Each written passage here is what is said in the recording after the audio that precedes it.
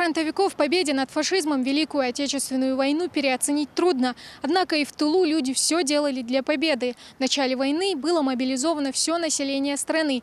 К работе по обеспечению советской армии были подключены пенсионеры, женщины и даже дети.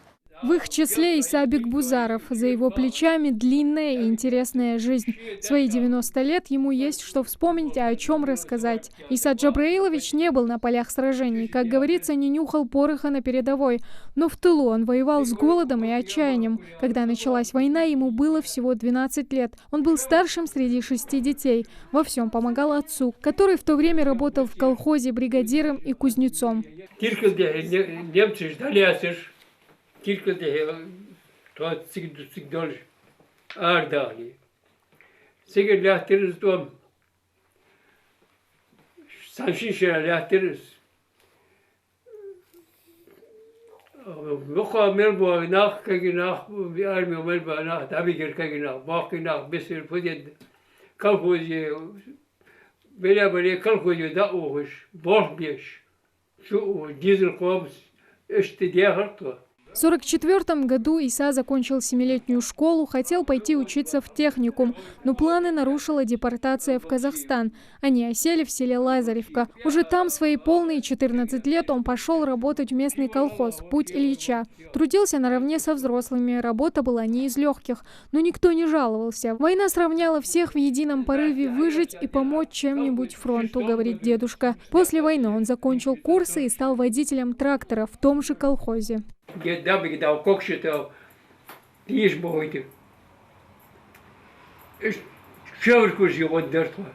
А директор Дуцли, я завтра двадцать.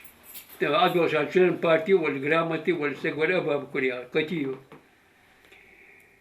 Так что я мегдер, аз дус дешанер.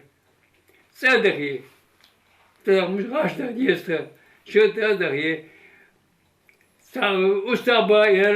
Тяжело вспоминать и тем более говорить о том, что пришлось пережить. Было трудно, но справились. В 1952 году женился, а чуть позже вернулся на родину.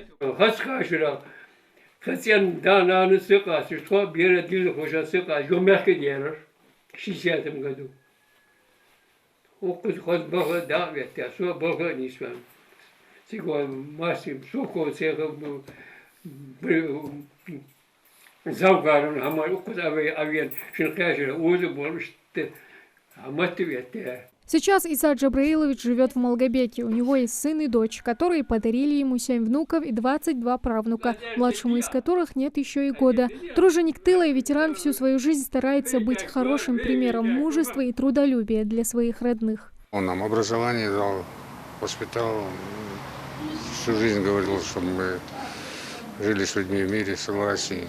Учил нас труду. Ну, что сказать. Все, что я достиг в этой жизни, это благодаря моему отцу. Иса Бекбузаров удостоился почетных грамот и медалей за доблестный труд в Великой Отечественной войне, юбилейных наград и поздравлений от имени президента Владимира Путина. Его трудовые подвиги, совершенные в тылу наравне с другими бойцами, принесли победу всей стране. И самое малое, что могут сделать современники, заботиться о ныне живущих и чтить память ушедших фронтовиков и тыловиков Великой Отечественной. Тамара Хашагульгова, Магомед Белакиев, Новости 24.